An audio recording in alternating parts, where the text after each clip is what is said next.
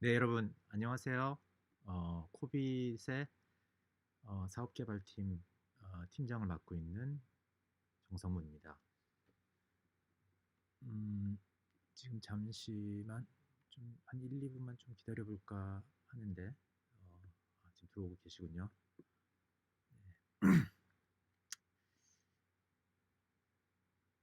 예. 그러면 이제 시간이 된 것 같아서 시작을 하도록 하겠습니다.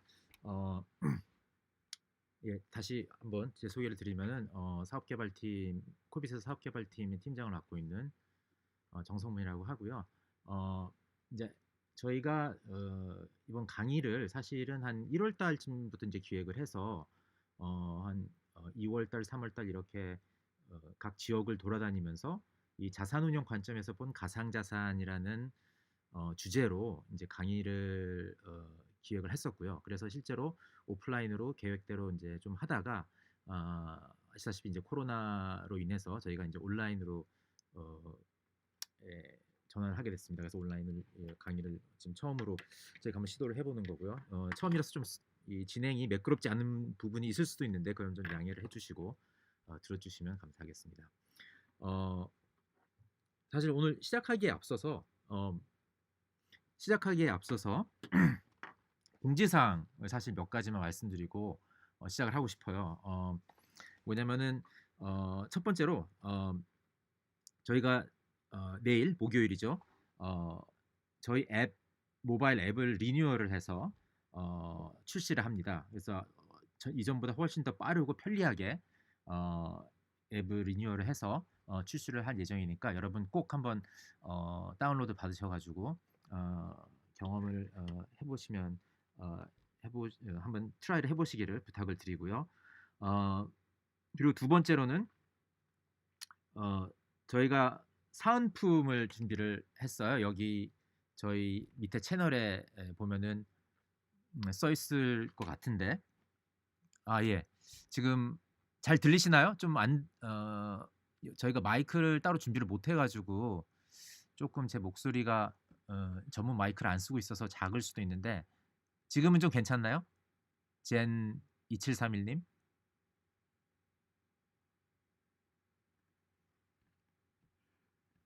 예, 일단 계속 진행을 해보겠습니다. 또 목소리가 작아지면 또 말씀해 주세요. 어, 그리고 사은품을 준비를 해서 어, 사은품을 신청을 여기 밑에 링크가 있을 텐데 링크를 보시고 이제 신청을 해주시면은 저희가 어, 그 최다 50명까지 사은품을 드리도록 하겠습니다. 사은품이 어, 이겁니다. 10만 원 상당의 사은품인데 레저 나노이고요. 여러분 소중한 암호화폐 안전하게 보관할 수 있도록 저희가 이, 하드웨어 레저를 사은품으로 준비를 했으니까 꼭 참석하셔서 타가시기 바랍니다. 근데 이제 이 상품을 받으실 경우에 이제 충족해야 되는 조건 중에 하나가 제가 이제 오늘 강의 말미에 간단한 퀴즈를 드릴 거예요. 그래서 이제 그 퀴즈를 어, 답을 신청서에 써서 제출하시면 되는데 제가 혹시 강의하다가 너무 정신이 없어가지고 퀴즈를 안 드리고 그냥 끝내버릴 것 같으면 꼭 채팅창에다 리마인드를 좀 해주시면 감사하겠습니다. 예, 그러면은 일단 여기까지 서두였고요. 강의를 시작하도록 하겠습니다. 잠시만요. 네, 시작하기에 앞서서 간단한 유의사항을 말씀드리면은 본 강연은 투자 권위의 내용을 담고 있지 않으며 본 강연으로부터 얻게 되는 모든 직간접적인 정보를 통한 투자에 대하여 일체 보증을 하지 않습니다. 그래서 투자 판단 그리고 그 결과에 대한 최종 책임은 투자자 여러분 자신에게 있다는 말씀을 드리고 시작을 하도록 하겠습니다. 예, 저는 이제 금융권에 오래 있었어요. 그래서 이제 자산운용사들이 제 고객이었고 그래서 이제 자산운용사들이 사실 새로운 자산군을 봤을 때 어떤 식으로 보는지 이제 그 부분에서 굉장히 포텐셜을 느껴서 이 업계를 들어오게 됐고, 예, 그런 얘기를 오늘 해드리고 싶어서 이런 주제를 잡은 거고요. 어, 저희가 이제 1월 달에 기획을 했을 때는 이렇게 세 가지 주제로 이제 기획을 했었는데, 이제 최근에 장이 아시다시피 굉장히 망가지면서 사실 여러분들의 관심사는 어, 이런 쪽이지 않을까 해서 이런 쪽으로 제가 이제 급히 이제 준비를 했었던 거고, 그래서 요 세 가지 부분에서 간단하게 짚고서 그 다음에 저희가 원래 준비했던 내용으로 넘어갈까 합니다. 그래서 시장이 폭락하는 이유부터 먼저 말씀을 드리면은, 여기서 말하는 시장은 주식 이제 그 전통 금융 시장과 암호화폐 시장을 다 얘기를 하는 거고요. 어, 이 지금 대중매체만 보면은 이게 다 코로나 때문인 것처럼 얘기를 하고 있죠. 실제로 이제 미국 주식 같은 경우 24일간 30% 가까이 빠졌고, 그런데 제 생각에는 이게 코로나만 가지고는 설명이 안 된다고 생각을 합니다. 왜냐하면은 이전에 가장 최근에 WHO가 팬데믹을 선언을 했던 스와인 플루 때를 보면은 그때 장이 어땠을 것 같아요, 여러분? 지금처럼 망가졌을까요? 그렇지 않았죠. 그 당시 모습입니다. 그 당시 주식 S&P가 이런 식으로 움직였었는데 2009년에는 굉장히 강세장이었어요. 이 스와인 플루 여러분 잘 기억 안 나시는 분도 있을지 모르겠지만은 멕시코에서 시작해서 미국 전역에 퍼졌고 이때도 굉장히 나름 심각했습니다. 실제로 사망자 수가 거의 10만에서 20만 사이 전 세계적으로 났었고요. 주식시장은 괜찮았어요. 그래서 제가 말씀드리고 싶은 거는 지금 장이 망가지고 있는 거는 코로나뿐만이 아니라 그 뒤에 내면적으로 뭔가 굉장히 금융 시스템에 취약한 부분이 있었다고 생각이 되고요. 저는 코로나19는 단순히 예를 들자면은 젠가 게임의 마지막 블럭이었다고 이렇게 말씀을 드리고 싶습니다. 여러분 젠가 게임 아시죠? 이 벽돌을 이렇게 쌓아가지고 하나씩 밑에서 빼서 위에 올리는 그런 게임인데 이제 마지막 블럭을 놔서 어, 이거를 떨어뜨리는 그 무너뜨리는 사람이 이제 지는 게임인데 이 코로나 바이러스가 젠가 게임의 마지막 블록이라고 저는 생각이 됩니다. 이게 무너지는 이유가 마지막 블록 때문에 무너지는 게 아니고 그 중간 중간에 구멍이 뚫려 있어서 균형을 못 잡아서 이제 무너지는 거잖아요. 그럼 그런 부분이 분명히 있었다고 생각이 되는 거죠. 근데 그게 어떤 것이었냐면은 제 생각에는 2008년에 이후로 2008년 그 경제 위기 이후로 엄청난 그 양적 완화가 이루어졌죠, 전 세계적으로. 그래서 그 양적 완화에 의해서 생긴 부작용들이 11년간 축적이 되어서 어, 그 부작용으로 아주 허약해진 금융 시스템에 코로나19라는 충격이 왔을 때 견디지 못하고 어, 이 금융 시스템 자체가 딜레버리징이 되면서 폭락장이 온 거다 이렇게 저는 생각을 합니다. 그래서 이런 부작용이 뭐였냐면 예를 들어서 11년 동안 쌓아온 부작용이라는 거는 일단 통화량 증가가 있었죠. 엄청난 양적 완화하면서 통화량이 증가되면서 자산 가격이 올라가면서 주식이나 채권이나 부동산이나 그러면서 이제 빈부의 격차가 심해지면서 포퓰리즘이 대세가 되면서 각종 그 정치적인 세계 선진국들의 그 정치 성향이 자유무역주의 후퇴 쪽으로 예를 들어서 중미무역이 일어난다든지 브렉시트이 일어난다든지 이런 쪽으로 흐르게 되었고 그로 인해서 경제 활동이 위축된 부분이 있었고요. 또 그런 속에서 미화 달러의 자금 경색이 생겼습니다. 이게 언뜻 들으면 좀 잘 이해가 안 될 수도 있는데 왜냐하면 지금 저금리가 10년 가까이 이루어지는데 무슨 자금 경색이냐 이렇게 말씀을 생각할 수도 있는데 실제로 이 채권 시장 채권을 담보로 잡고 이 유통되는 그런 자금이 굉장히 많은데 그 부분에서 좀 많은 글리치가 있어가지고 이게 자금이 돌지 않게 되는 그런 현상이 지난 9월 달부터 생기기 시작한 거죠. 이제 그 외에도 저금리 때문에 연금 채무를 많이 떠안고 있는 좀 대형 미국 기업들, 보잉이나 제너럴 일렉트릭이나 이런 회사들이 연금 채무의 위기에 빠진 이런 것들이 일종의 양적 완화로 인한 부작용이었다고 이렇게 얘기를 할 수가 있습니다. 이런 속에서 이제 비트코인도 같이 망가진 건데 요 한 1-2주 사이에 이렇게 안전자산이라고 불리웠던 비트코인이 같이 떨어지면 이게 무슨 안전자산이냐 여러분 이렇게 많이 생각하실 수 있을 것 같아요. 뭐 그런 뉴스도 많이 지금 쏟아지고 있습니다 실제로. 어 근데 지금 일어나고 있는 것들은 일단 이게 지금 자금 경색이 일어나고 있는 거거든요. 그래서 2020 지금 이번 3월 달 들어와서 벌써 미 연준에서 부양 정책을 여러 가지로 발표를 했고 제로 금리 실시라든지 아니면 양적 완화를 어 아주 서둘러서 발표를 했습니다. 근데 이게 코로나 때문에 3월 달에 들어와서 갑자기 한 것이 아니고 여러분 이게 진실은 2019년 9월부터 미화 달러 자금 경색은 심화되고 있었어요, 이미. 근데 이게 한국에 있으면 별로 뉴스화가 안 되었었지만은 실제로 이제 금융계에 있는 사람들은 이게 작년 가을 때부터 굉장히 이게 화두가 되었었거든요. 이제 그 증거로 여러분들한테 말씀드릴 수 있는 것이 예를 들어서 이제 이 오버나잇 리프 마켓이라는 게 굉장히 중요한 시장 중에 하나인데 이게 기본적으로 뭐냐면은 미국 이 세계 금융기관들이 들고 있는 채권을 담보로 단기 그 현금을 갖다 조달받는 그런 시장입니다. 보통 여기 금리는 굉장히 낮아요. 연준 금리랑 거의 비슷하게 이렇게 유지되는 게 보통인데 이게 작년 10월 달, 9월 달 들어오면서부터 갑자기 폭등을 합니다. 10% 이상으로. 그래서 평상시 같으면 이게 그냥 잘 돌아가는 그런 시장이어야 되는데 그래서 연준이 개입할 이유가 전혀 없는 거죠. 아주 미세한 존재감밖에 없는 그런 이 단기 자금 시장인데 작년 9월 달부터 엄청나게 이 시장에 연준이 개입을 하기 시작했습니다. 그래서 잠깐 하고 떠난 게 아니고 그때 이후로 계속 지금 늘리면서 이렇게 이, 이 리포 마켓에 개입을 하고 있는 겁니다. 그 정도로 지금 이제 자금이 잘 돌지 않고 있고요.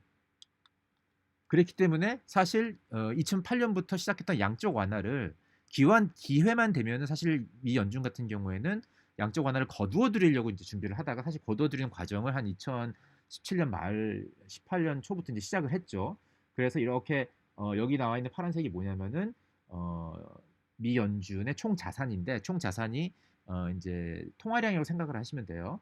통화량 측정 중에 하나인데 계속 이렇게 줄이고 있었는데 이걸 갑자기 작년 9월부터 역행을 했습니다. 갑자기 늘리기 시작했죠. 이 리포 마켓이 망가지면서.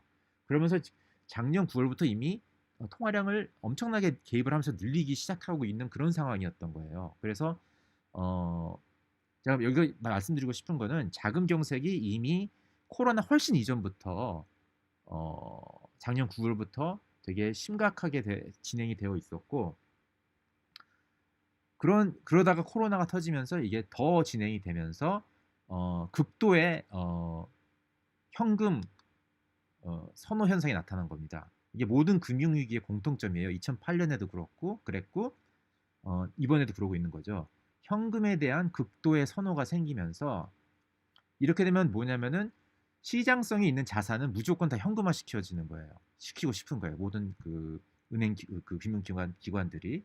그래서 제가 여기선 자산의 ATM화라고 이제 부르는데 그냥 모든 자산이 현금 외의 자산은 전부 다 현금화 시키고 싶은 거죠. 가능하면은 시장성이 있는 것들은. 시장성이 있다는 건 뭐냐면은 어떤 유동성이 공급이 되는 시장이 있다는 거. 그러니까 사실 부동산 같은 거는 시장성이 있다 뭐 있기는 하지만은 이게 유동성이 풍부한 건 아니니까 그렇지 않은 시장성이 있는 전통 금융 자산, 채권이나 주식이나 그런 것들은 전부 다 현금화 가격에 상관없이 현금화하려는 그런 현상이 생기게 되고 그러는 와중에서 암호화폐도 마찬가지로 거래소를 통해서 시장성이 확보가 되는 자산이기 때문에 그래서 매도 물량이 나오면서 팔릴 수밖에 없었다는 얘기입니다. 이거는 금도 마찬가지예요. 여러분 금이 안전자산이라고 많이 인식이 되어 있는데 금도 지금 이번 3월달 들어와서 같이 팔렸습니다. 이런 식으로 요 3월 초부터 금 가격도 엄청나게 떨어졌고요. 이것도 마찬가지 이유죠. 현금을 확보하고 싶으니까 금을 다 던지는 거예요. 가격에 상관없이. 이게 안전자산이고 뭐고 그런 성질은 두 번째 이슈고 중요한 거는 이것이 현금이 아니면은 시장성이 있어 없어 있어 그러면 다 던지는 이런 상황이 된 거죠. 그래서 금이 빠진 거고 이거는 이런 현상은 2008년에도 일어났습니다. 2008년에 금융위기가 왔을 때 3월 17일 날 베어스턴이 파산을 하면서 급격히 현금 선호도가 진행이 되었죠. 그래서 1023불이었던 금 가격이 7개월간 32%가 빠지면서 692불까지 떨어졌습니다. 그 와중에 이제 리만 브라더스도 파산을 했고, 어, 그런 과정이 있었어요. 그러니까 이것도 그 안전자산이라고 불리우는 금조차도 2008년에는 32%가 빠진 이런 향상이었기 때문에 지금 비트코인 가격이 빠진 거 가지고서 안전자산이 아니다 이렇게 논할 수는 없다는 말씀을 제가 드리고 싶어서 말씀드린 겁니다. 이런 금융위기가 오면은 기본적으로 현금 외 자산 이렇게밖에 안 나눠지고요. 현금 외 자산 안에서는 시장성이 있으면 무조건 매도가 된다. 이런 상황이 벌어지고 있는 겁니다. 자, 이거는 뭐냐면은 유동성이 얼마나 많은지를 보여주는 거예요. 암호화 가상자산이 작년의 숫자를 기준으로 보면은 57조라는 거래량이 있었습니다. 엄청나다. 그러니까 사실 뭐 금이나 원유 이런 ETF보다 사실 엄청나게 많은 유동성을 확보할 수 있는 자산이에요. 이런 자산은 팔릴 수밖에 없는 거죠. 극도의 현금 선호 현상이 나타났을 경우에는. 그래서 이럴 상황에서 어떻게 대처를 해야 되냐 말씀을 제가 좀 드리고 싶습니다. 아까 말씀드렸듯이 자 2008년을 저희가 좀 약간 스타디를 해보면은 굉장히 배울 것이 많아요. 2008년을 보면은 금이 팔리기 시작하면서부터 저점을 찍을 때까지 7개월이 걸렸습니다. 7개월 동안 현금화를 계속 진행을 한 거예요. 그래서 이번에도 사실 이거는 몇 달이 걸릴 거라고 저는 생각을 합니다. 적어도 지난번 2008년 정도는 걸리지 않을까. 현금화는 그렇게 진행이 되지 않을까 생각이 들고요. 그러면 뭐 이걸 팔아야 되냐? 그거는 잘 모르겠어요. 왜냐면은 이런 패닉 셀링 상태가 와서 현금화가 다 진행이 된 다음에 일어난 일을 보면은 2008년에 보면은 그 일단 현금이 너무 엄청나게 그 당시에 많이 풀렸기 때문에 그거에 대한 굉장히 우려가 있었어요. 이렇게 많이 돈을 찍어내는 상황에서는 가치 보존을 현금으로는 하기 힘들다. 그래서 희소성이 있는 자산이 뭔가에 대한 그런 의견들이 굉장히 많이 쏟아져 나오기 시작했고 그 이코노미스트들 중에서 그 결과 금 가격이 이렇게 많이 상승을 하게 되었죠. 35개월간 210%가 올랐습니다. 그래서 이번에도 제 생각에는 패닉 매도가 끝난 후 몇 개월 걸리겠지만은 그다음에 그래서 영어 표현으로 dust settles라는 표현이 있는데 더스트가 세틀한 다음에 어떤 상황일지 지금은 더스트가 아직 떠돌고 있는 그런 상황이니까 잘 그 비저빌리티가 별로 없을 수는 있어요. 그렇지만 어느 정도 더스트가 세틀다운하고 좀 이 금융시장이 좀 더 뚜렷이 보이기 시작할 때 그때 우리한테는 세 가지 초이스가 있지 않나 이렇게 생각이 듭니다. 뭐냐면은 말씀드린 것처럼 그냥 현금으로 세이빙을 갖고 있는 거죠. 현금으로. 그런데 말씀드린 대로 이번에 지난 금융위기 때도 엄청나게 찍었습니다. 찍어서 미 연준이 총 자산을 한 5배 늘렸어요. 이게 통화량이라고 생각하시면 되는데 간단하게 이번에는 그래서 더 얼마나 많이 늘릴지 모르겠어요. 근데 많은 사람들이 적어도 2배고 사실 더 많이 늘려야 된다고 얘기하는 사람들이 굉장히 많습니다. 이제 그런 상황에서 그렇게 무분별하게 찍어내는 법정화폐에서 상황에서 현금을 들고 있기는 전 비추라고 생각을 합니다. 기본적으로. 그 외에는 그럼 희소성이 있는 어떤 자산을 사는 게 이제 그 외에 초이스일 것 같은데 그렇다면 이제 금이 있죠. 근데 금도 사실 희소성이라는 게 다른 기금속에 비해서 높다는 거지 완전히 희소성이 완벽한 건 아니에요. 해마다 1에서 2.5% 정도 그 비축량이 증가를 하고 있고요. 새로 채굴되는 금이 기존 비축량의 한 1에서 2.5% 정도 되기 때문에 그래서 해마다 조금씩은 늘고 있습니다. 뭐 그래도 이거는 되게 장시간 동안 어, 희소 가치가 있는 자산이라고 사람들이 받아들이고 있기 때문에 저는 금도 괜찮다고 생각을 합니다. 이 패닉 셀링이 끝난 이후로 갖고 있을 자산으로.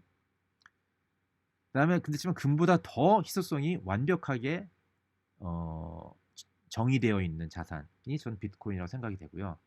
비트코인이 왜냐하면은 여러분 아시다시피 공급량이 2,100만을 넘지 않게 프로그래밍이 되어 있기 때문이죠. 좀 웃기게 들릴지도 모르겠지만은 금은 막말로 우리가 기술이 더 발전을 해서 테크놀로지가 발전을 해서 예를 들어서 태평양 한가운데 전에는 채굴을 못했던 금을 채굴할 수도 있는 거고 만약에 달이나 화성에 가서 금이 나올 수도 있는 거예요. 그렇지만은 비트코인 같은 경우는 아무리 태평양 한가운데 밑을 가도 달이나 화성이나 더 멀리 뭐 토성까지 가더라도 비트코인이 나오지 않습니다. 왜냐면 프로그래밍이 2100만 넘지 않게 그렇게 돼 있기 때문에. 그래서 비트코인은 희소성이 완벽하게 보증되어 있다고 얘기할 수 있고요. 그렇게 희소성 면에서 훨씬 금보다도 더 뛰어난 비트코인은 전 자산 가치로서 충분히 특히 지금처럼 무분별하게 중앙은행이 돈을 찍어내는 이런 상황에서는 이런 시기를 이런 상황을 위해서 만들어진 게 비트코인이 아닌가 저는 싶어요. 바로 이런 비트코인이 생긴 것도 2008년에 금융위기 이후에 생긴 거고 금융위기가 있었기 때문에 만들어진 거고 그런 금융위기가 또 한 번 나타났다는 것은 더욱더 비트코인의 존재 가치가 올라가는 그런 상황이 아닌가 싶습니다. 사실 오늘 지금 말씀드린 거는 저희가 이제 뉴스레터를 매주 주말에 나가는데 거기서 어느 정도 말씀을 드렸던 내용이기도 하고요. 어쨌든 일단 제가 급조로 이 장이 망가지면서 준비했던 내용은 여기까지고요. 여기서 혹시 이제 이거 끝나고서 그 다음은 이제 저희가 원래 제가 기획하고 이렇게 강연하고 다니던 그 내용으로 넘어가기 때문에 지금까지 말씀드린 거에 대해서 궁금하신 점이 있으면은 한번 질문을 받아보면 어떨까 합니다. 그리고 저희가 이게 지금 장비가 좀 제대로 돌고 있는지 좀 확인도 하고 싶고 해서 여러분 혹시 질문 있으시면은 채팅에 올려주시면 좋을 것 같아요. 예. 위에서부터 하나씩 보겠습니다. 현금 외 자산을 팔고 다시 저점을 잘 잡을 자신이 없네요. 맞아요. 그래서 현금의 자산을 팔고 다시 저점을 잡을 자신이 없기 때문에 만약 그래서 저는 비트코인을 이미 들고 있는 분들은 그냥 계속 들고 있어야 된다고 생각을 합니다. 저 역시 그렇게 하고 있고요. 어, 저점을 잡는다는 건 이건 사실 신의 영역이기 때문에 그렇게 타이밍을 잡으려고 할 필요는 없다고 생각이 들어요. 지금 이미 들고 있다면은.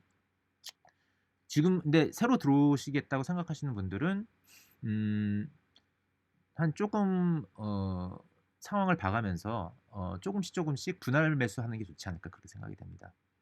예, 여기 박재균님께서 분할 매집 답인데 예 맞습니다. 비트 ETF는 가능할까요? 예, 이거는 비트 ETF는요 금년에는 힘들 것 같아요. 제 개인적인 의견을 말씀드리면은 이 여러 번 시도를 해가지고 그때마다 이제 리젝트를 당하고 있는데 어, 거기서 얘기하는 것들이 뭐 이런 거죠. 그 프라이스 디스커버리지 그 펑션을 제대로 하고 있는지 의문이 간다. 거래소들 사이에서 뭐 이런 얘기도 계속 나오고 있고 아직까지도 대부분의 트레이딩 볼륨이 어떤 어, 뭐라고 그러죠? 그 제도권에 있는 그런 거래소에서 이루어지기 제도권의 거래소라는 건 지금 뭐 기본적으로 CME밖에 없는데 CME랑 벡트 뭐 이런 데밖에 없는데 큰 부분이 아니기 때문에 그런 어떤 제도권에 들어와 있지 않는 거래소에서 생성이 되는 BTC 가격에 대해서 SEC나 이런 데서는 그렇게 아직도 신뢰를 많이 못하는 것 같아요. 그래서 그런 부분이 해결되기 전까지는 제 개인적인 의견으로는 ETF는 승인이 나기 힘들다. 그래서 아마 금년에는 힘들지 않을까 이런 생각이 듭니다. 퀴즈 문제 제가 끝에 가서 알려드릴게요. 앤디님. 네. 4대 메이저 가상화폐 거래소 비슷한 우선 제가 코빗과 코인원만 안전. 예, 맞습니다. 예. 코빗은 한 번도 해킹에 당한 적이 없었죠. 다행히도. 비트코인 주식 다 떨어졌는데 현재로서 봤을 때 안전자산은 무엇인가요? 지금처럼 현금 극선호 현상이 났을 때는 안전자산은 현금밖에 없어요. 예. 우리가 흔히 말하는 안전자산, 그러니까 안전자산이라는 그 단어 자체도, 그러니까 저는 너무 뭐라 그럴까요? 가격 가지고서 정의를 내려야 된다고 저는 생각하지 않아요. 안전자산의 정의는 일단 이렇게 생각해요. bearer's asset이라는 단어가 있어요. 금융권에 쓰는 거죠. bearer's asset은 뭐냐면 들고 있는 사람이 주인이라는 거거든요. 그러니까 증표가 아니라 여러분이 주식시장, 예를 들어서 주식 같은 거 뭐 어떤 아무개 증권사에 가가지고 주식을 샀다. 그 주식의 소유자 여러분 자신이라고 생각하지만 자신이 아니에요, 사실상. 왜냐면 그건 그 보존되고 있는 거는 그 커스터디하는 그 기관에서 갖고 있는 거지. 여러분들이 직접 들고 있는 건 아니거든요. 그 증권회사가 이거는 아무개 겁니다. 이거는 피터님, 정성무님 겁니다. 이렇게 약속을 한 거지. 내가 직접 들고 있는 건 아니에요. 직접 들으려면은 증권서 자체를 자기가 갖고 있어야지 직접 들고 있는 건데, 그렇게 따지면은 bearer asset은 사실 비트코인 정도밖에 없습니다. 금 아니면 골드바, 홈쇼핑 채널 가서 골드바를 사시든지, ETF 골드 ETF를 사도 이거는 자기가 들고 있는 게 아니에요. 증권회사가 들고 있는 거지. 엄밀히 말하면은. 그러니까 그런 것들이 진짜 안전자산이지. 이제 그렇게 그런 관점에서 봤을 때 그런 식으로 저는 안전자산이라는 정의를 내려야 된다고 생각을 해요.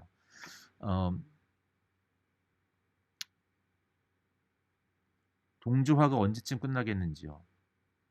예, 이거 끝나는 것은 이제 저희가 아까 그 현금을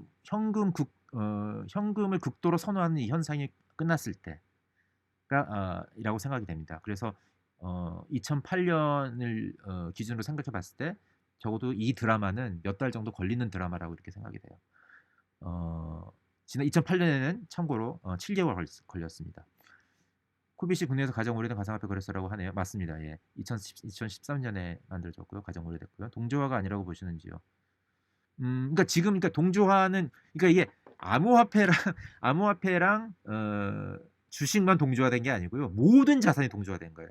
현금을 제외한 모든 자산, 모든 시장성 있는 자산이 동조화가 된 거예요. 채권도 팔리고 있잖아요, 지금. 채권도 팔리면서, 그러니까 단기 채권 말고 장기 30년 미국 국채 이런 것도 같이 팔리고 있어요. 그러니까 여기서 말하는 거는 꼭 암호화폐랑 주식 이 두 개뿐만 얘기하는 게 아니고 시장성 있는 모든 모든 그 금융 자산이 지금 동조화가 돼 있다고 그렇게 생각하시면 될 것 같습니다. 워런 버핏 말처럼 비트의 가치가 없다는 말은 어떻게 생각하세요? 네.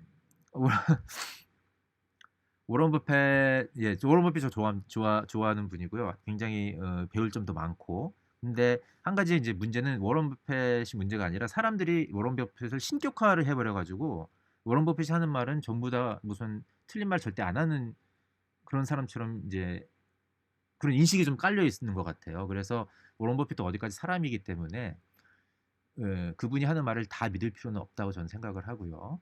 이제 자기가 알아서 판단을 하는 부분이 필요한 건데 어, 제 생각에 모르겠어요. 워런 버핏은 아마 제보에 30분 이상 비트코인이 뭔지 연구해 이렇게 고민해 보지도 않았을 것 같아요. 그런 바쁜 분이니까.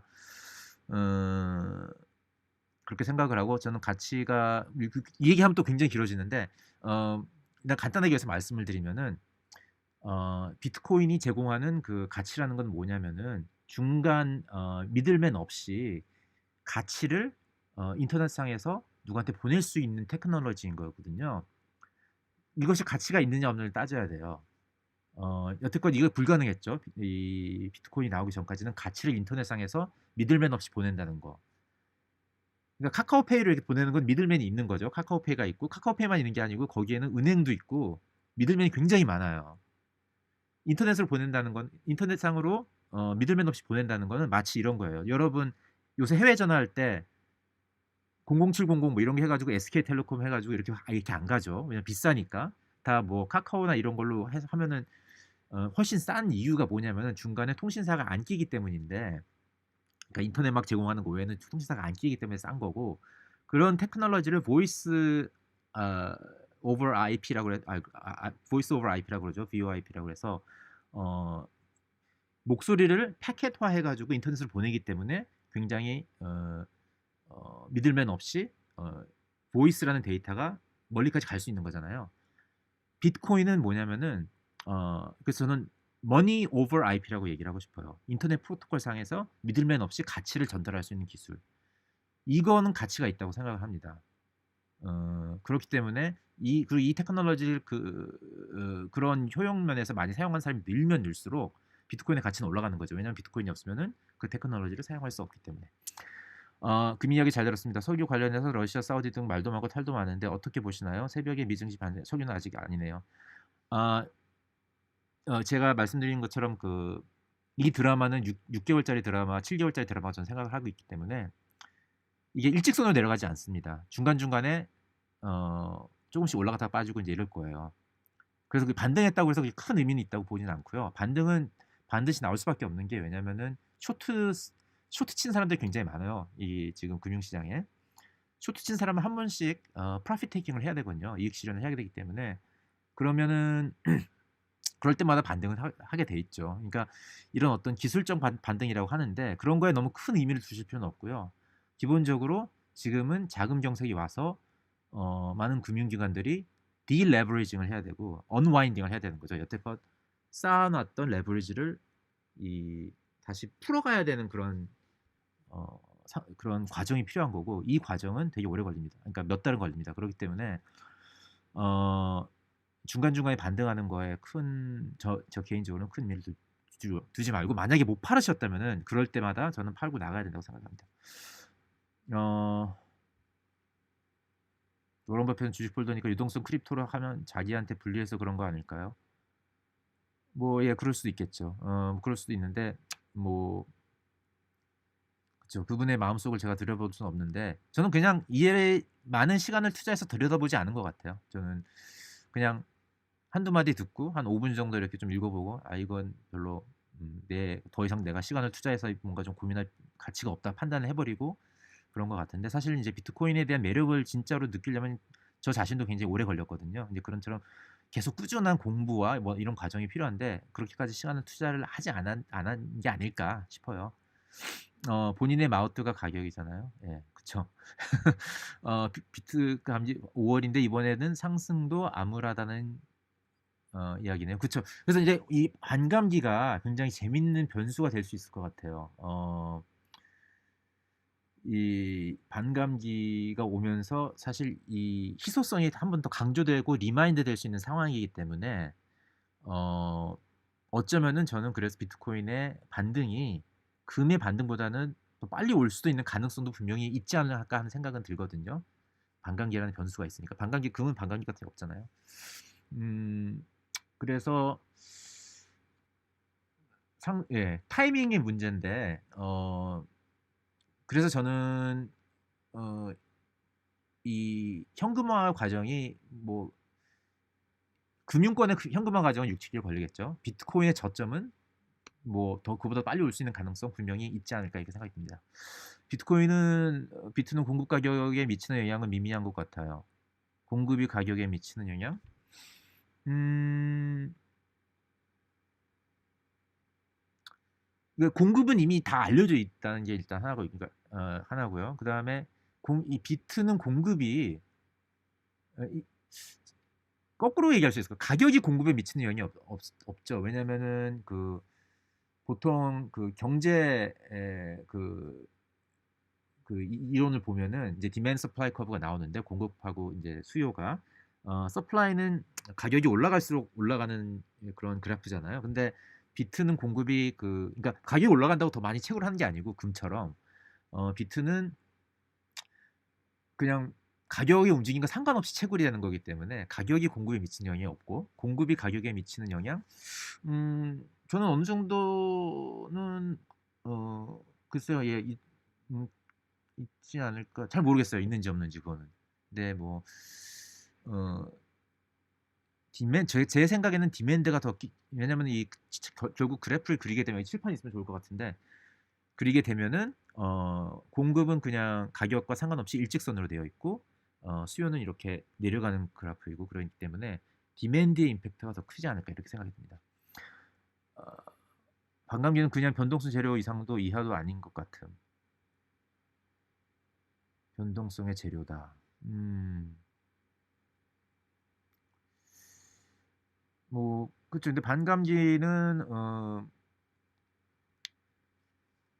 비트코인의 희소성이 을 리마인드 해 주는 이벤트이고 그리고 또 이런 것도 있는 것 같아요. 저는 근데 반감기가 오면서 많은 채굴자들이 인제 큰 변화를 겪게 되는데 왜냐하면 그 채굴에 대한 보상이 달라지니까 그랬을 경우에 네트워크가 어떤 네트워크에 약간의 변화가 일어날 수가 있는데 네트워크에 그래서 이 비트코인 네트워크의 블록체인 네트워크가 얼마나 잘 돌아가는지를 테스트하는 그런 역할도 있다고 저는 생각이 들거든요.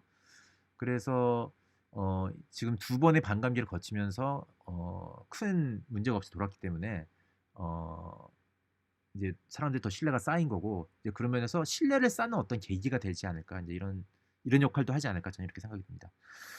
어, 크립토 투자 전문가 네 이분 저 누군지 잘 모르겠는데 티카티와리의 의견을 잘 모르겠어요 누군지 제가 한번 알아볼게요. 저도 그게 비트의 핵심인 유스 케이스인 것 같아요. 아 예. 아까 제가 한 말씀 기술적 반등 때 개꿀하다가 시체되죠. 이거는 예 전통 금융 시장을 말씀하시는 것 같은데 비트코인 이외의 코인에 대해서는 어떻게 생각하세요? 이더리움도. 예, 이더리움이요. 어, 이더리움이 이제 비트 다음으로 시가총액이 커지면서 어, 중요한 코인이라고는 생각을 합니다. 네. 그런데 좀 아직 증명할 게 많아 보여요. 이더리움은 제 생각에는. 그래서 아직 저는 이제 비트코인 맥시멀리스트들 완전 이더리움도 별로라고 생각하는 사람들이 있는데 저는 좀 지켜봐야 되지 않나. 이건 뭐 이거는 이더리움은 아니다 이렇게 판단하기엔 저는 아직은 이르다고 생각이 들고요. 일단 지켜봐야 되는 중요한 코인 중에 하나. 네. 정성무님은 비트코인 얼마나 가지고 계세요? 그리고 비트코인 외에 다른 알트코인은 어떻게 생각하세요? 비트코인 얼마나 가지고? 네, 네. 얼마나 가지고 있냐고요? 굉장히 개인적인 질문을 하셨는데 일단 제가 이건 사실 제가 뒷부분에서 좀 다른 부분이긴 하거든요. 이제 이제 그 전통 금융 이론에 의해서 저는 분산 투자를 해야 된다는 얘기를 이제 뒷부분에서 할 거고요. 적절한 그때 배분율이라는 거를 이런 전통 금융 이론을 통해서 계산을 할 수가 있는데 어, 저는 한 2% 정도 갖고 있습니다. 전 재산에. 예. 너무 개의치 마세요. 예. 굳이 개수까지는 예. 퍼센테이지로만 그냥 얘기했습니다. 여러분 감사합니다. 근데 이렇게 질문을 열심히 해주시고 그러니까 제가 훨씬 할 맛이 납니다. 네, 이게 지금 처음 하는 거라서 질문도 없으면은 그냥 스크린만 쳐다보면서 혼자 떠들 생각을 하니까 굉장히 예, 걱정이 됐었는데 전 자산의 6%? 네, 뭐 6%도 뭐 그러니까 여러분 각자의 처해져 있는 그 재정 상황이 다르기 때문에 모든 분한테 적용되는 어떤 하나의 숫자가 있다고 생각하지는 않아요. 그러니까 그리고 여러분 개인들의 그 리스크에 대한 어, 리스크 톨러런스, 리스크에 대한 어느 정도 참을 수 있는 레벨이 다 다른 것처럼 그게 다르기 때문에 제가 어떤 숫자를 딱 드리기는 힘들고요. 근데 제가 이제 읽어본 여러 가지 그 금융 이론을 사용해서 적절한 배분율이 뭔가를 연구한 그런 페이퍼들을 레인지를 보면은 작게는 0.8, 많게는 좀 많이 숫자가 굉장히 큰 숫자도 있었는데 그걸 말씀드리면 좀 여러분이 너무 위험에 노출이 될 것 같아서 한 10% 정도까지는 제가 봤습니다. 많은 크립토 전문가들은 자신의 코인을 거래소가 아닌 개인 월렛에 보관해야 한다고 하는데요. 거래소에 보관하는 것에 대해서 어떻게 생각하시나요? 네. 일단은 맞는 말입니다. 코인을 개인 월렛에 보관하는 것이 제가 아까 bearers asset이라는 얘기를 했는데 그게 뭐냐면은 이런 비트코인 하는 사람 이제 하는 말에 이런 멘트가 있죠. Not your key, not your bitcoin. 그러니까 왜냐면 거래소에 맡기게 되면 키는 자기가 갖고 있는 게 아니기 때문에 엄밀히 말하면은 이거는 그냥 거래소와 고객 간의 약속인 거죠. 이거는 네 거다. 그러니까 거래소를 믿을 수 있어야지 거래소에만 맡길 수가 있는 거고, 거래소를 믿을 수 없으면은 거래소에 보호하는 것이 맞다는 그런 말이 맞습니다. 그런데 이 개인 월렛을 되게 힘들어하시는 분들도 많아요. 어 그렇기 때문에 그런 분들을 위해서 믿을 만한 거래소가 있다면은 거기에 훨씬 맡기는 것이 다루기가 쉬울 수가 있으니까, 그런 경우에는 거래소를 믿을 만한 곳을 선택을 하셔서 맡기는 것도 어 저는 뭐라고 할 수 없을 것 같아요. 예. 거래소 해킹 몇 경우마다 생각이 바뀌는데, 예, 그렇겠죠. 예, 맞습니다. 확인되면 생각이 바뀔 테고, 다행히 코빗은 한 번도 해킹을 당하지 않은 거래소입니다. 네. 그렇지만 예, 월렛에 보관하는 거 여러분이 그게 귀찮거나 힘들지 않으시면은 어 예, 뭐 전 꼭 굳이 꼭 이거 추천할 만한 방법이라고 이렇게 생각이 듭니다. 저는 2 년간 계속 코빗에만 맡겨져 있는데요. 계속 믿고 맡겨도 되겠죠? 네, 믿고 맡겨도 괜찮습니다. 저는 대표는 제가 아니고요. 저는 사업개발팀 팀장이고, 대표님은 따로 계시고, 모르겠어요. 대표님은 어떻게 하고 계시는지. 한번 물어볼게요. 다음에. 어, 예. 더 이상 여기서 지금 아까 제가 말씀드렸던 거에 대한 뭐 질문 혹시 없으시면은, 그럼 원래 준비했던 자산운용 관점에서 본 가상자산? 요걸로 제가 이야기를 좀 진행해 볼까요?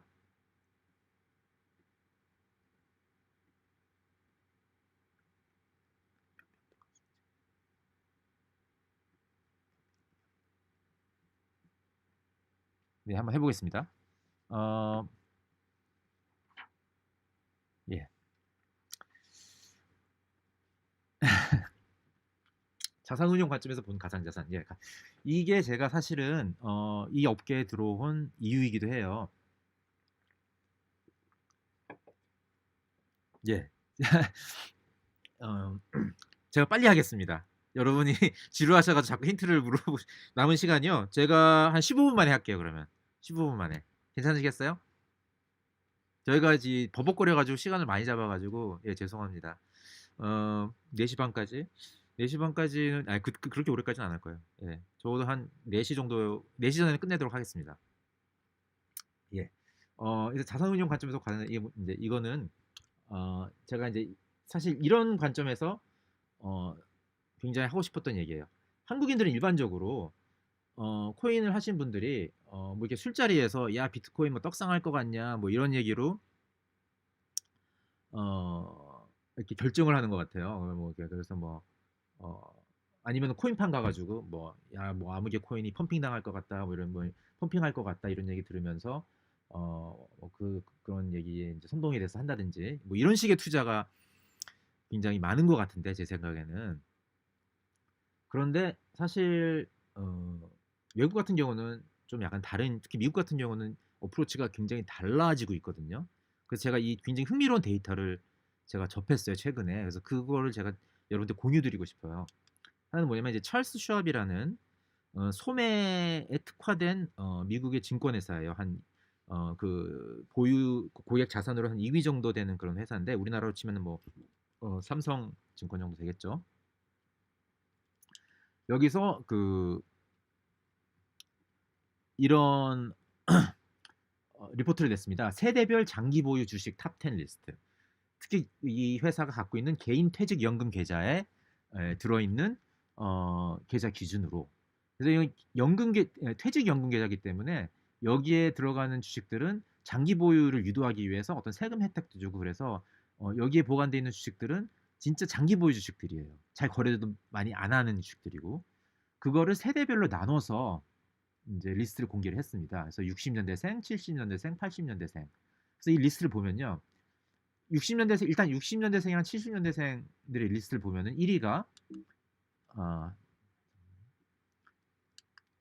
죄송합니다. 1위가 애플이었고요. 2위가 아마존, 3위는 벅셔 해서웨이, 워런 버핏 회사죠. 그리고 나머지 보면은 우리가 다 흔히 아는 이름이죠. 마이크로소프트, 페이스북 뭐 이렇게 이런 식으로 들어가고 60년대생, 70년대생은 사실 리스트가 그렇게 많이 다르지 않아요. 유일하게 차이가 있다면은 테슬라가 인제 들어가 있다는 거 차이 70년대생에는 들어가 있다는 게 차이인데 이 리스트가 밀레니얼 80년대생이랑 90년대생으로 넘어오면은 쪼금 달라집니다.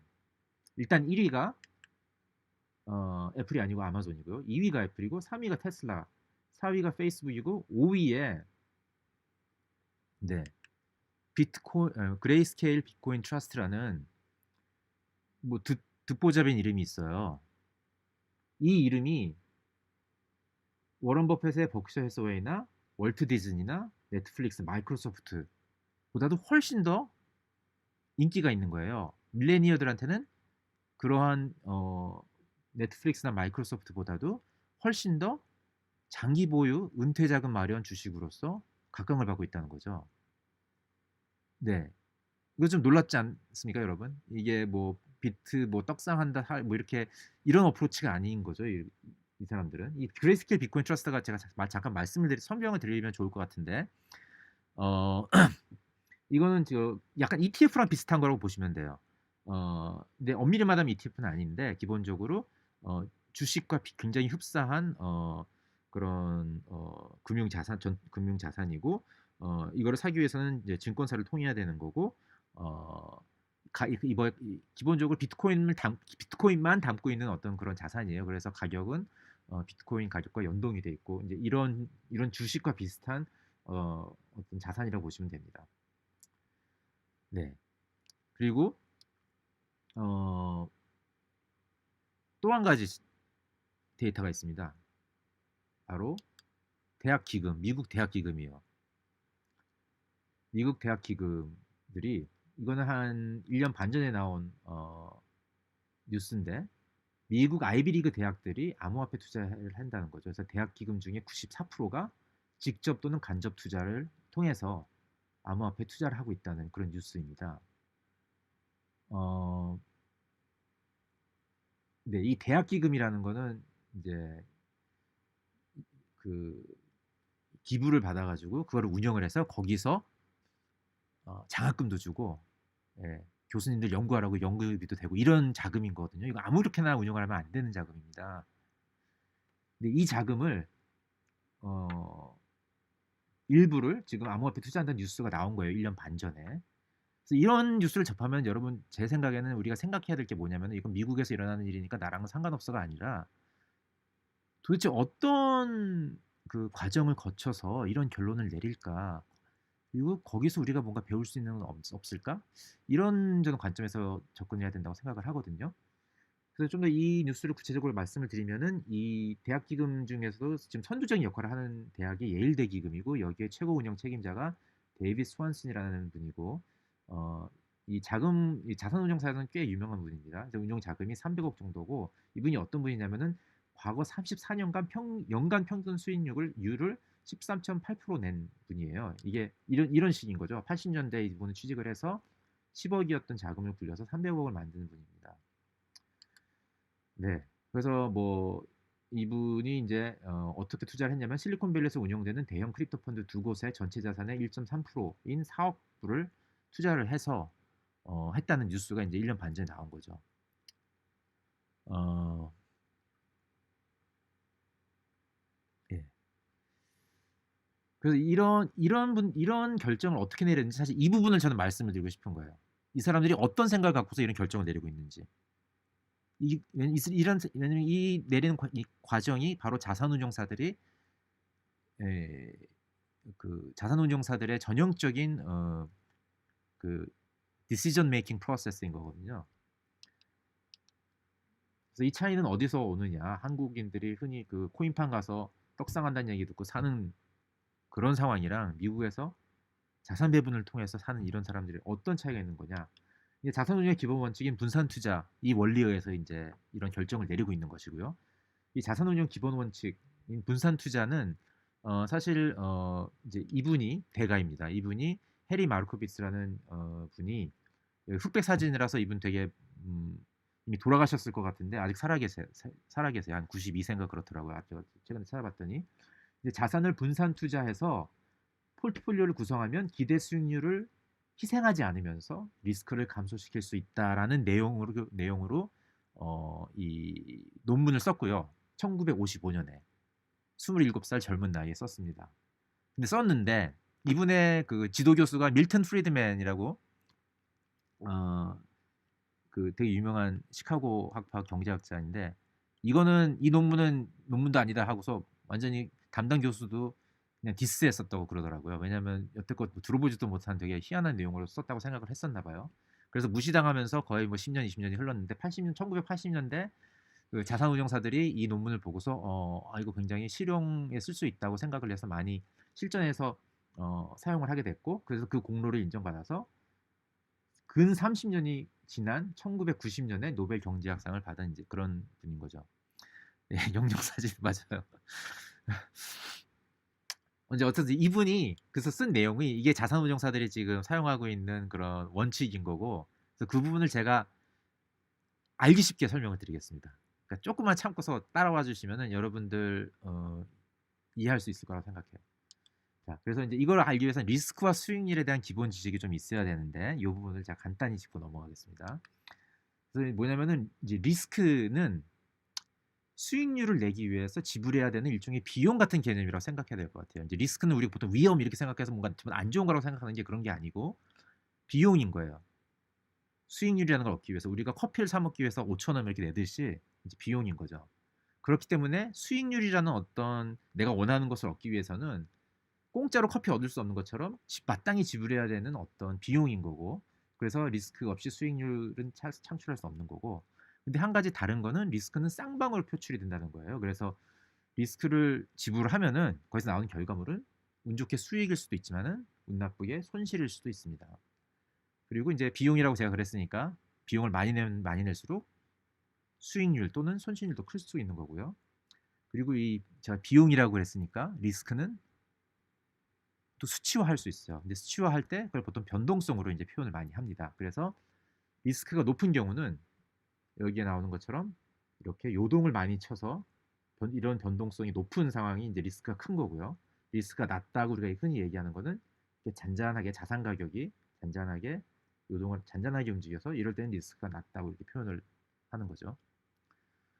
그래서 제가 이제 리스크는 이제 비용이라고 얘기했기 때문에 뭔가를 얻기 위한 비용이라 이제 가성비라는 개념도 우리가 생각해 볼 수가 있어요. 그래서 투자의 가성비라는 게 있습니다. 투자의 가성비는 뭐냐면은 리스크 대비 수익률이에요. 그러니까 리스크 1단위당의 수익률. 그 리스크를 이제 측정을 할 때 아까 수치화할 수 있다고 그랬는데 변동성이라고 했는데 변동성은 보통 표준 편차로 표현을 할 수가 있고요. 그래서 리스크 대비 수익률은 보통 샤프 지수라는 이제 숫자로 표현을 하게 됩니다. 그래서 뭐냐면은 수익률을 표준 편차로 나눈 지수예요. 이거 걱정하실 필요 없어요. 다음에 제가 아주 굉장히 쉬운 예를 들어서 설명을 드리겠습니다. 뭐냐면 마장동의 한우 등심으로 제가 네. 갑자기 이거 보니까 배고파지네요. 어쨌든 이걸 예로 들으면은 예를 들어서 여러분이 마장동에 가서 한우를 먹으러 갔는데 A점이 있고 B점이 있어요. A점에 1인분 거의 3만 원이고 B점에는 1인분이 2만 5천 원이다 하면은 여러분 어느 쪽이 더 가성비가 좋은데겠어요? 예, 뭐 이건 너무 쉽죠. 근데 만약에 추가로 B점인데 추가로 150g, 100g 이렇게 어, 추가 정보가 있다면은 그럼 답이 달라지겠죠. 왜냐면은 g당 따져봤을 때 1g당 A점은 200원인 거고 B점은 1g당 250원이니까 A점이 더 가성비가 좋은 거죠. 그걸 바꿔 말하면은 왜냐면 A점은 1원을 내고 0.005g의 등심을 주는데 B점은 1원 내고 0.004g을 주니까 가성비가 A가 더 좋은 겁니다. 네, B는 맞아요. 아까 그 이 150g이라는 정보가 나오기 전에는 어, B가 맞았는데 이 그램이라는 추가 정보가 나오면 답은 A가 되는 거죠. 그래서 이거를 예를 들어서 말씀을 드리면 뭐냐면 지금 한우 A점 같은 경우는 얻는 거는 뭐냐면은 등심 1인분인 거고 이걸 수치화하면은 150g이었던 거죠. 비용은 원화로 계산이 되는데 이거 수치하면은 3만 원이었던 거죠. 그 여기서 공식은 여러분은 150 나누기 3만 원 해서 1원당 0.005g이니까 이렇게 해서 가성비를 갖다 계산을 한 거고, 투자도 막 이런 식으로 계산할 수 있다는 거예요. 투자도 어, 수익률 얻는 것이 수익률인 거고, 이것을 수치화하면 예를 들어서 20% 수익률이 났다 이렇게 생각할 수 있는 거고, 비용은 아까 말씀대로 표준 편차로 생각할 수 있는 거고, 이것도 퍼센테이지로 나올 수가 있어요. 10%라는. 그래서 가성비 공식은 20 나누기 10 하면은 1 표준 편차당 2라는 숫자가 나오고, 이게 바로 샤프 지수라는 겁니다. 이제 이런 식으로 투자도 우리가 투자를 할 때 단순히 수익률만 보는 게 아니고 가성비를 봐야지 장기적으로 손해 안 보는 투자를 할 수가 있다는 겁니다. 그래서 그렇게 자산 포트폴리오도 구성을 해야지 장기적으로 돈을 벌 수 있는 거고, 그래서 포트폴리오의 가성비를 올리기 위한 두 가지 방법이 있는데, 하나는 포트폴리오에 10개의 자산을 담는다면은 그 10개의 자산 하나하나가 가성비가 좋은 자산을 넣으면은 포트폴리오 전체가 좋아지겠죠. 그러니까 이건 마치 오렌지 주스를 만들려고 10개 오렌지를 사는데 오렌지 하나하나가 달아야지 만들어진 오렌지 주스가 맛있게 나오는 거랑 마찬가지. 좀 어려운 컨셉은 아닐 거예요. 두 번째는 이 부분이 좀 어려울 수도 있어요. 상관관계가 서로 낮은 자산을 포트폴리오에 영입을 하면은 하나하나 자산의 가성비가 좋지 않아도 그걸 섞어 놨을 때 전체 포트폴리오의 리스크를 줄이는 효과가 있어서 가성비가 좋아진다는 겁니다. 이 부분을 사실 이 아까 말씀드린 마르코비츠라는 그분이 논문으로 낸 부분이고, 예, 그걸 이제 그림으로 제가 간단하게 설명을 드리면 이런 거죠.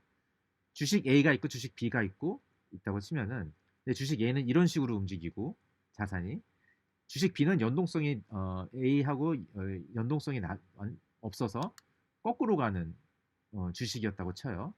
그래서 철이는 주식 A에 투자를 하고 영희는 주식 B에 투자를 해서 이런 식으로 갔다면은, 그리고 세 번째 순위가 나타나서 A랑 B를 반반씩 섞은 포트폴리오에 투자를 했다면은 그 포트폴리오의 가격은 이 녹색 라인처럼 되겠죠.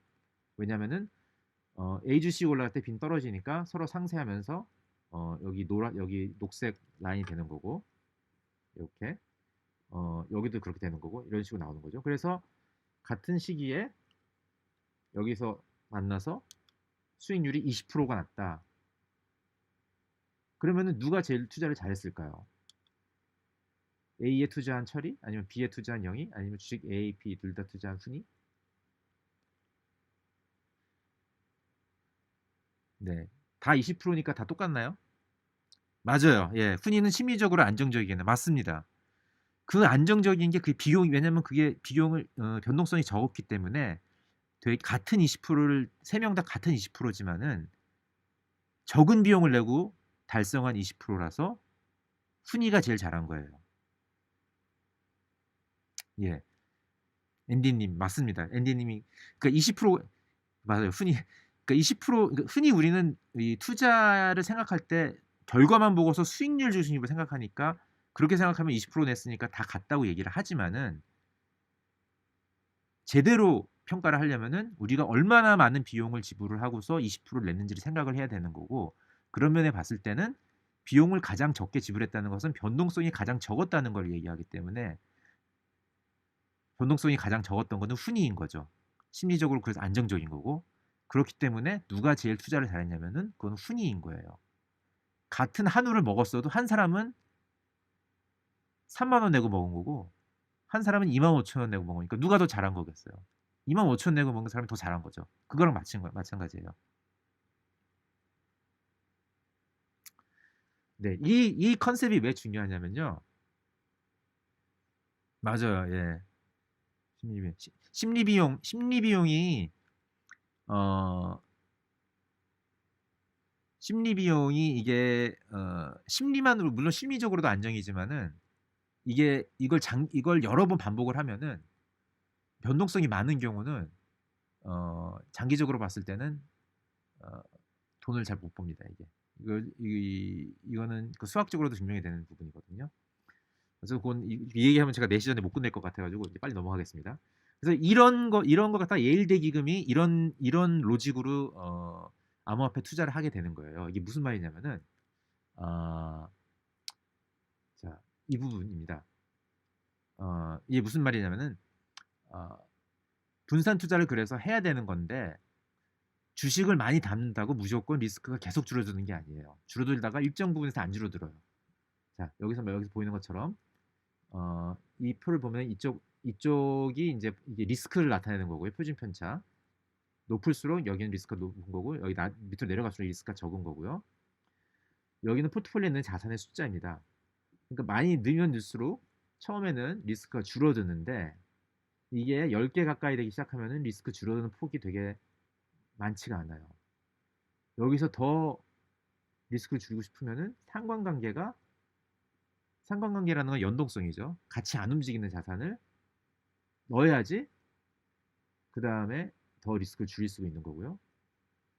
또 여기서 이만큼까지 줄었는데 더 줄이고 싶다. 그러면 점점 더 상관관계가 낮은 자산을 넣어야 되는 거예요. 그 과정을 반복을 해야지 리스크를 굉장히 많이 줄일 수 있는 겁니다. 그래야지 지금처럼 이런 변동성이 큰 장이 왔을 때도 상대적으로 손실할 가능성을 많이 줄일 수 있다는 거죠. 손실할 가능성이 이렇게 더 떨어지는 거거든요. 리스크가 줄을수록. 이거를 제가 예를 들어서 간단히 얘기를 하면 이런 거예요. 주식을 예를 들면은 내가 예를 들어서 은행 주식을 하나 들고 있어요. 그러는데 이 은행 주식을 분산 투자를 하고 싶으면 뭐 B라는 은행 주식을 넣고 C라는 은행 주식을 넣고 이렇게 하면 이제 분산 투자가 되겠지만은 은행 주식만 계속 나의 포트폴리오에 담으면은 10개 정도 넣어도 이제 더 이상은 그 은행 산업의 리스크는 그대로 남아 있는 거거든요. 그래서 그럴 경우에는 맞아요. 레이 달리오 거예요. 레이 달리오 읽으셨네요. 예, 레이 달리오가 얘기하는 홀리 그레일입니다. 예. 그래서 은행 주식만 담고 있으면은 은행 산업의 리스크가 남아 있기 때문에 은행 산업의 리스크를 분산하려면은 다른 산업의 주식을 넣어야죠. 뭐 자동차 아니면 반도체. 그러면은 은행 산업 리스크는 분산이 되면서 분산이 되는 거고. 근데 그래도 그 한국에 있는 주식만 계속 넣다 보면 한국 시장에 리스크는 남아 있는 거고. 그럴 경우에는 이제 해외 주식을 넣어야 되겠죠. 그래서 미국 주식을 넣으면은 한국 주식의 리스크는 또 분산이 되는 거고. 근데 더 리스크를 줄이고 싶다? 그러면은 이제 주식 말고 채권 뭐 이런 걸 넣어야 되는 거예요. 왜냐면 채권을 넣기 전까지는 주식의 리스크가 남아 있는 거니까 채권을 넣으면은 또 거기서 분산이 되는 거고. 여기서 더 줄이고 싶어? 그러면은 주식도 아니고 채권도 아닌 비금융 자산을 넣으면은 또 거기서 더 줄어들 수 있는 거죠. 그러니까 이런 식으로 리스크를 줄일 수 있는 그런 자산을 계속 포트폴리오에 담아야 되는데 그런 역할을 하려면은 이제 물론 상관관계가 계속 작은 자산을 담아야 되는 거고 자산 운용이라는 거는 결국에는 계속해서 상관관계가 낮은 자산을 찾아서 이 세상에 어딘가 존재를 하고 있는 그 상관관계가 낮은 자산을 찾아서 포트폴리오에 계속 담아가는 과정이라고 할 수가 있어요. 이 과정을 예일대 기금이 하고 있는 겁니다. 네. 그래서 암호화폐까지 온 거고요. 이런 과정을 우리나라에도 하고 있는 데 있어요. 암호화폐까지는 안 갔지만 바로 국민연금입니다, 여러분.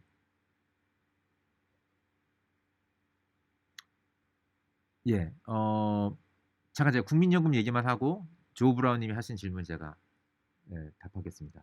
국민연금 같은 경우는 이제 어, 이렇게 홈페이지에 가면은 자산 배분을 어떻게 하고 있는지 보여주고 있죠. 그래서 국내 주식이나 어, 네, 해외 주식, 국내 채권 이렇게 비율을 여기 보여주고 있는데 대체 투자라는 부분이 있어요. 여기 보면 인프라, 부동산, 사모투자, 헤지펀드 이렇게 있고 보통 이게 자산 운용에서 얘기하는 이게 대체 투자 자산입니다. 근데 국민연금도 옛날에는 이렇게 분산돼 있지 않았어요. 옛날에 80년대 처음 국민연금이 생겼을 때는 대부분 다 해외 채권에 있었고요. 죄송합니다. 대부분 다 국내 채권에 있었고요. 45%. 80년대부터 조금씩 줄이고 있는 거예요. 여기서 분산해서 주식에도 넣고 해외 주식도 넣고 해외 채권도 넣고 이런 과정을 쭉 몇십 년을 거쳐서 지금 해온 겁니다. 그래서 분산 투자를 한 거고 그래서 최근에는 대체 투자까지 손을 뻗쳐서 대체 투자는 늘리고 있는 과정이고요. 여기서 보시다시피 12.5였던 12.7로 늘리고 있고요. 국민연금도 예일대 기금처럼 마찬가지로 상관관계가 낮은 자산을 계속 찾아서 담고 있는 거예요.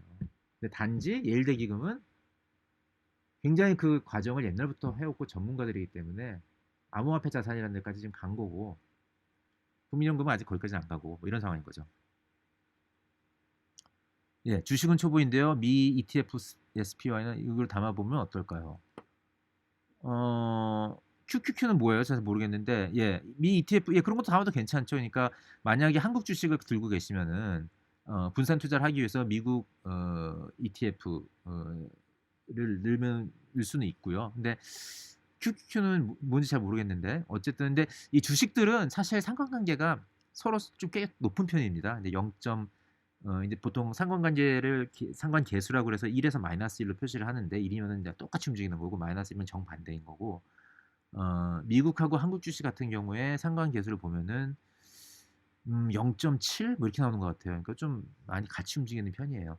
현재처럼 현금과 선호 현상 및 동조화에서도 한쪽 방향으로 같이 맞아요. 예. 행크님. 예. 그러니까 그러니까 이게 이 상관관계라는 게 어 항상 일정하지 않고요. 그때 시장 상황에 따라서 움직입니다.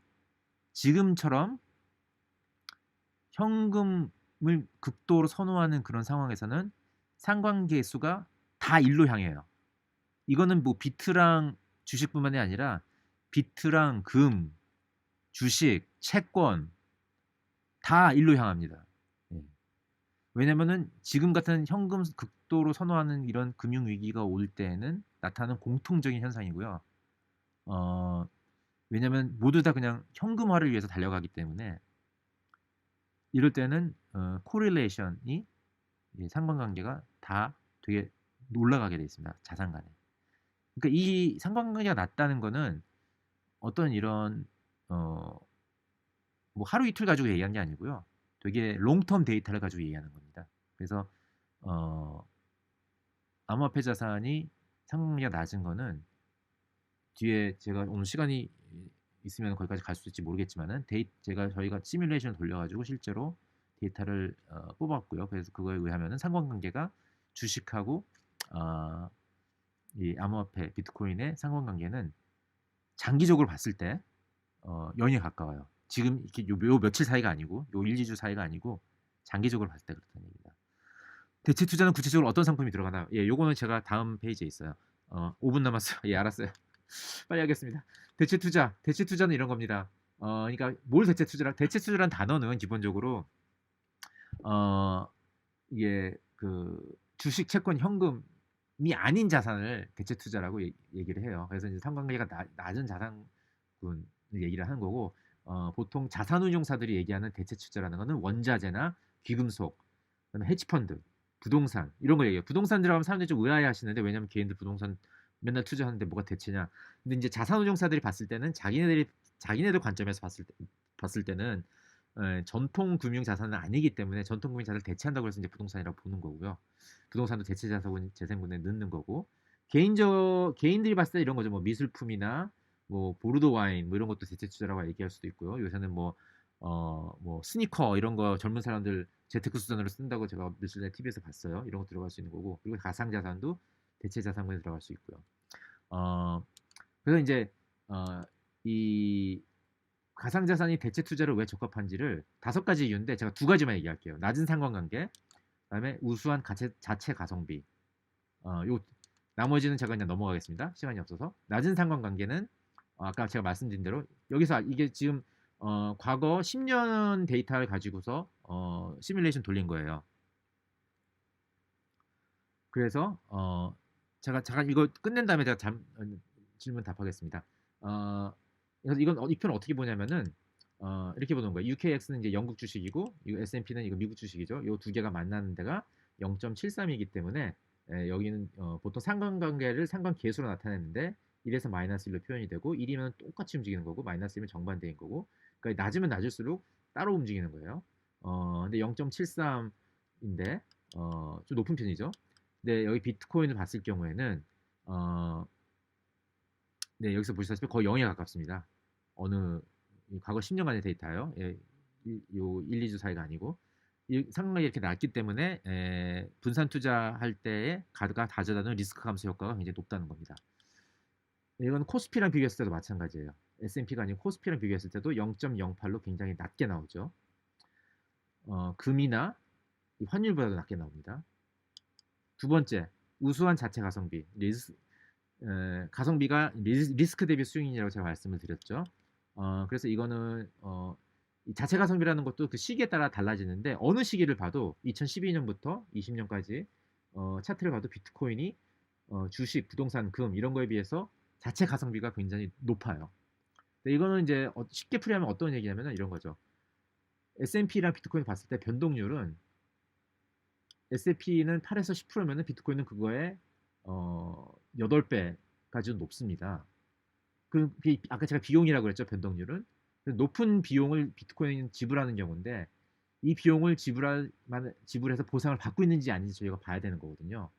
미국 보상이라는 건 수익률로 나오는 건데 미국 같은 경우는 이 10년 동안에 수익률이 202%였어요. 그럼 비트코인은 이 비용을 갖다가 8배 이상 8배 더 많이 내니까 수익률이 202%보다 더 많이 나와야지 이제 보상을 충분히 받는 거겠죠. 그 많이라는 레벨이 어느 정도일 것 같아요, 여러분? 그 뭐 한 202%의 8배 정도? 10배 정도? 그러면 충분한가요? 사실은 그보다 훨씬 더 많죠. 3억 7천 %입니다. 네, 이율이. 그러니까 여기서 얘기하고자 하는 건 뭐냐면 가성비가 좋다는 건 뭐냐면은 비용이 비싸긴 하지만은 이 주식보다도 그거를 충분히 보상하고도 남을 만큼 수익률을 가져다주는 자체 가성비가 높은 자산이라는 이제 그런 얘기예요. 이 변동성에 관한 변동성은 그래서 이제 변동성에 관해서는 제가 빨리 넘어가면은 예, 적절한 자산 배분을 통해서 변동성을 다루면 되는 거고요. 적절한 자산 배분을 했을 경우에는 변동성이 우리한테 사실 가져다주는 수익률이라는 부분을 굉장히 적절하게 저희가 취할 수 있다는 거죠. 그래서 아까 어, 제가 처음에 말씀드렸던 그 적절한 자산 배분율이라는 게 여러 가지 기존 전통 금융 이론을 사용해 가지고 계산을 해보면은 보통 0.8에서 10% 정도 나오는 거고 제가 아까 처음에 말씀드렸던 예일대 기금 같은 경우는 전체 자산의 1.3%를 배분한 거고 여러분들은 각자 판단에 의해서 한 0.8에서 10% 사이에서 정하면 되지 않을까 이렇게 생각이 듭니다. 네. 근데 한 가지 재미있는 예를 들으면은 이거 어떤 사람이 또 스터디를 한 건데 100% S&P에다가 투자를 했을 경우랑 95% 현금 들고 5%만 비트코인에 넣었을 경우에 5%만 비트코인을 섞었을 경우가 훨씬 더 좋은 수익률을 가져갔다는 이제 어떤 연구 결과가 있습니다. 이거는 뭐냐면 그 대신 4년간 계속 들고 있어야 되는데 4년간 계속 들고 있는 그런 투자 전략을 2010년, 11년, 12년 이렇게 쭉 구사를 했을 때 S&P만 들고 있는 것보다도 5% 비트코인을 섞어서 현금이랑 같이 들고 있을 경우가 수익률이 좋았을 뿐만이 아니라 빠질 때도 덜 빠졌습니다. S&P 들고 있으면 빠질 때는 많이 6%까지도 빠지는데 비트코인을 섞었을 경우에는 4%까지밖에 안 빠졌다는 이런 결과가 나오는 거죠. 그러니까 이게 왜 이런 결과가 나올 수 있는 거냐면은 가성비가 좋기 때문이에요. 그래서 요약을 드리면은 장기간 지속 가능한 수익률이 장기간 지속적인 수익률 생성이 가능한 자산 포트폴리오 구성을 저희가 해야 되는데 저희 부자 되고 싶잖아요. 근데 그 포트폴리오 이론에 따라서 이걸 해야 된다는 거죠. 그거는 뭘 얘기하는가 하면은 저희가 자산을 포트폴리오에 영입을 하고 싶을 때 저희가 물어야 할 질문은 이 자산이 떡상할 거냐, 떡락할 거냐 이게 아니고요. 이 자산이 변동성이 높냐 낮냐 이것도 아니에요. 뭐냐면은 두 가지 질문을 해야 되는데 하나는 자체 가성비가 높냐 이 자산이 그러면 영입을 하는 거고 자체 가성비가 안 높아 그렇다면은 내가 지금 들고 있는 포트폴리오랑 상관관계가 낮냐 이 두 가지 질문을 해야 되는 건데 가상자산은 다행히도 이 두 가지를 모두 충족한다는 겁니다. 다른 자산군보다 월등한 자체 가성비가 있고 상관관계도 0에 가까워요. 그리고 변동성 무섭습니다. 그래서 그렇지만 잘 생각하면 이거는 도구일 뿐이고 우리가 잘 사용하는 어느 도구나 마찬가지로 사용하는 법을 모르면 위험할 수도 있지만은 잘 사용하는 방법을 터득하면은 우리한테 많은 이득을 가져다 줄 수 있고 사용하는 방법이라는 거는 소량의 자산 배분으로서 대응을 하면 된다는 거죠. 그래서 이런 식으로 자산 운용을 하는 거는 모든 사람이 할 수 있는 거고 뭐 알고리즘 트레이딩이나 뭐 API를 알아야 된다든지 뭐 이런 어떤 기술적인 지식이 있어야 하는 게 아니고 모두 다 할 수 있는 것이기 때문에 여러분들이 투자할 때 꼭 고려를 해줬으면 합니다. 네, 전 여기까지고요. 질문을 좀 답을 하고 그 다음에 제가 퀴즈를 드릴게요. 비트코인은 미증 움직임이랑 거의 똑같이 움직이는데 이유가 있나요? 똑같이 움직이지 않습니다. 네. 이거 지금 아마 미 증시형 움직임이 똑같다고 느끼는 거는 요 1-2 주간의 사이를 말씀하시는 것 같고요. 어 장기간의 데이터를 가지고서 시뮬레이션 돌려보면은 correlation이라는 숫자가 나오고, 제가 아까 보여드린 것처럼 이 상관관계는 0에 가깝습니다. 지난번 반감기 전에도 40% 정도 떨어졌다고 그러더라고요. 지난번 반감기 전에도 40% 정도 떨어졌다고 그러더라고요. 여기서 말한 40%는 가격을 말씀하시는 건가? 예, 참 어느 뭘 말씀하시는 건지 좀 얘기를 해주시면 제가 정확하게 답할 수 있을 것 같습니다. 예, 예, 아까 또 티카 2분 또 나왔네. 가상화폐 전문가 자기 포트폴리오 2% 정도. 아, 그래요. 예, 2% 정도 괜찮은 것 같아요. 저도 2% 정도요. 예, 예, 여기까지입니다. 여기까지고, 네, 여러분들이 리마인드를 잘 해주셔서 제가 기억을 하고 있습니다. 리마인드를 해주셔서, 예, 그 퀴즈를 드리겠습니다. 잘 듣고 답을 신청서에다가 작성할 때 넣어주시면은 말씀드린 대로, 네, 레저 드리겠습니다. 10만 원 상당의 가치가 있는 상품입니다. 퀴즈는, 네, 퀴즈 나가겠습니다. 잘 들으세요. 네, 퀴즈. 세계 최초로 나온 암호화폐. 이게 퀴즈는 아니고요. 이 비트코인이죠. 예, 비트코인인데, 비트코인은 어떤 사람이 쓴 백서에 의해서 처음으로 세상에 소개가 됐습니다. 답을 여기 채팅에 쓰면 안 돼요, 여러분. 그냥 신청서에다 쓰셔야 되는 거예요. 예, 비트코인의 백서를 쓴 사람의 이름은 무엇일까요? 네, 이것이 퀴즈입니다. 비트코인 백서를 쓴 사람의 이름. 지네요. 신청서 여기 링크가 있을 거예요. 여러분 링크 있지 않나요? 링크 있어요? 그